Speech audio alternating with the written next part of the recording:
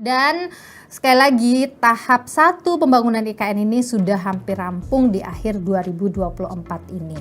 Dan seperti aku juga ngobrol dengan Kasatgas Pembangunan IKN itu mengatakan bahwa akhir tahun itu fasilitas ASN itu sudah jadi dan sudah bisa.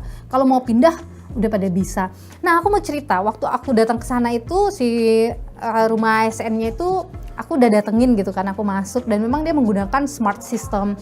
Itu semuanya didesain sebagai bangunan-bangunan yang ramah lingkungan dan kemudian memanfaatkan cahaya dari lebih banyak menggunakan cahaya luar gitu. Jadi kayak mengurangi lampu, terus kemudian AC tidak digunakan banyak gitu. Jadi lebih menggunakan fan atau kipas angin seperti itu. Jadi ya beberapa hal didesain, termasuk juga gedung ya, gedung perkantorannya seperti Kemenko itu juga didesain ramah lingkungan dan bahkan itu dari satu, ini kan ada 2 ya, kayak ini istana nih di sini, terus ini tuh kan diapit gitu ya sama si kantor-kantor Kemenko.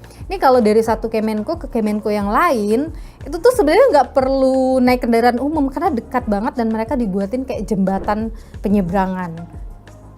Jadi ya nggak harus pakai kendaraan lah di sana, kecuali dari sini mau ke sini itu nggak butuh kendaraan juga sih sebenarnya, jalan kaki aja ngelewatin si Plaza Seremoni itu udah cakep deh buat jalan kaki, sering-sering 10.000 langkah bisa tercapai kalau tinggal di IKN.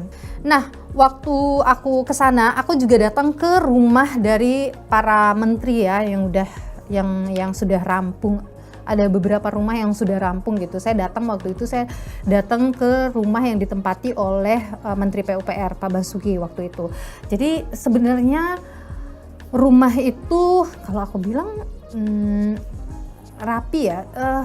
Orang bilang fasilitasnya mewah sekali, tapi kalau saya lihat oke, untuk sekelas menteri begitu. Itu terdiri dari di atas itu 3 kamar tidur, 1 kamar utama di atas, kemudian di bawah itu ada 1 tempat tidur, ada ruang kerja menteri, terus kemudian ada teras yang luas yang bisa melihat pemandangannya ada gunung, terus kemudian dan juga perkantoran di ibu kota Nusantara. Untuk rumah ASN itu ada 3 kamar tidur, 1 kamar tidur utama, 2 kamar tidur anak dengan 2 kamar mandi. Terus kemudian ada ruang cuci, kemudian ruang tamu yang lebih konsepnya tuh lebih terbuka gitu, menggunakan fan karena dia memang didesain untuk ramah lingkungan.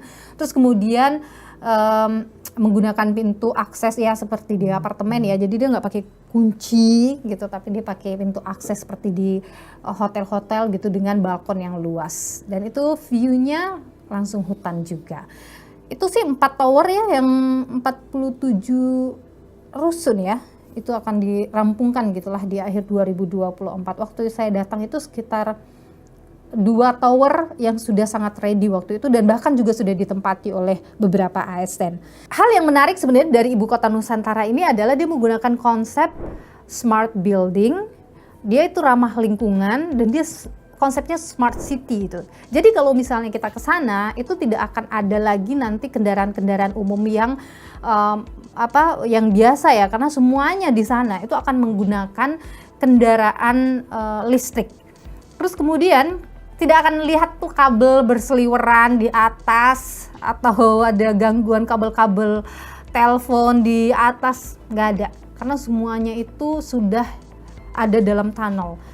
Airnya, kemudian listrik, terus kemudian ada gas, itu semua ditaruh di bawah di tunnel. Nah, kalau di jalan-jalan itu biasanya ada tiang itu ya, kalau selama ini mungkin kita kayak kenal ada tiang listrik itu, di sana itu ada smart pole namanya. Itu tiang yang kemudian dia sudah mendeteksi banyak hal, baik itu dari kelembaban udara, terus kemudian juga polusinya. Jadi tingkat pencemaran udara di situ seperti apa, kemudian juga debu, itu semuanya akan dideteksi. Dan di smart pole itu ada lampu, yang mana lampu itu semuanya di sana itu menggunakan tenaga surya. Jadi sudah tidak lagi ada listrik dengan batu bara gitu, tapi semuanya di sana menggunakan tenaga surya dan itu sudah disiapkan semua. Itu yang dimaksud oleh mereka bahwa akan menjadi smart city yang juga semuanya itu ramah lingkungan. Nah, di IKN itu juga ada embung-embung yang dibangun, itu kurang lebih direncanakan ada 30-an embung waktu itu ya. Saya datangin salah satu embung yang namanya itu embung MBH. Waktu itu saya mikir kan, MBH apaan sih Pak? Gitu. Aku nanya juga kan, MBH apa? Tapi nggak dikasih tahu. Wah, ternyata Pak Bas buka tuh, MBH itu adalah Muhammad Basuki Hadi Mulyono. Udah kemana-mana gitu ya kan, mikir MBH. Nah, embung MBH itu kelilingi dengan jogging track sejauh 3 km. Jadi bisa jogging-jogging di sana. Terus kemudian si embung itu juga menggunakan teknologi ya. Jadi dia akan berfungsi untuk menurunkan suhu. Jadi kalau misalnya pada musim kemarau suhu panas, dia itu akan membantu untuk menurunkan suhu. Terus kemudian dia itu ada pendeteksi tingkat misalnya biasa itu kan air ya dan numpuk banyak tanah begitu tuh akan dengan sendirinya akan ditahu nih tanahnya udah terlalu tinggi atau gimana, itu akan langsung dibersihkan.